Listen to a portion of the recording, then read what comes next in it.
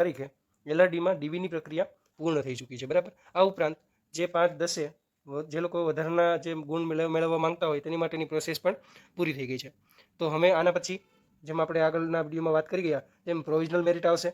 ત્યારબાદ ઓપ્ટઆઉટની પ્રોસેસ થશે અને ત્યારબાદ ફાઇનલ મેરિટ આવશે, બરાબર। તો આ ફાઇનલ મેરિટ એકવાર આવી જશે પછી શું સ્ટેપ બાય સ્ટેપ પ્રોસેસ હોય છે તેની આપણે આ વિડીયોમાં વાત કરીશું, બરાબર। હવે ફાઇનલ મેરિટ આવે પછી ફાઇનલ મેરિટમાં તમને જિલ્લા ફાળવણી આપવામાં આવેલી હોય છે, કયો જિલ્લો તમને આપ્યો છે, કયું સંવર્ગ તમને મળ્યું છે તે બધીની ડિટેલ તેમાં હોય છે, બરાબર। હવે ત્યારબાદ જે ભરતી બોર્ડ છે તેના દ્વારા જે તે જિલ્લામાં જે કેન્ડિડેટ ફાળવવામાં આવ્યો હોય તેને તે માહિતી મોકલવામાં આવે છે અને તમને જે નજીકનું પોલીસ સ્ટેશન પડતું હોય ત્યાંથી તમને કોલ આવે છે, બરાબર। ત્યારે તમારે 50ના સ્ટેમ્પ પર એક એફિડેવિટ કરાવી અને પોલીસ સ્ટેશને જવાનું હોય છે। એ સ્ટેમ્પમાં તમારે એવું લખાવવાનું હોય છે કે તમારી ઉપર કોઈ ગુનો દાખલ થયો નથી કે FIR કોઈ પોલીસ પ્રક્રિયા તમારી ઉપર થયેલી નથી, બરાબર। એટલે એવું એફિડેવિટ કરાવી તમારે તમારા નજીકના પોલીસ સ્ટેશને હાજર થવાનું હોય છે।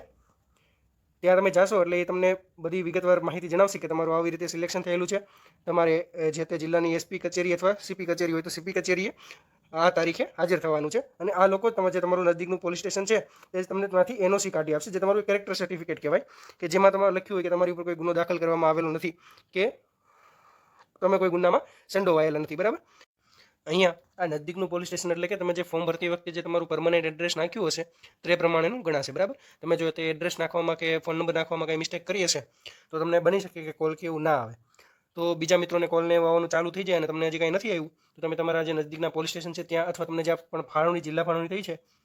તે કચેરીએ જઈને તમે પૂછપરછ કરી શકો છો અને તમે એમના જ વિભાગના સભ્ય હશો એટલે તમને પૂરતો સપોર્ટ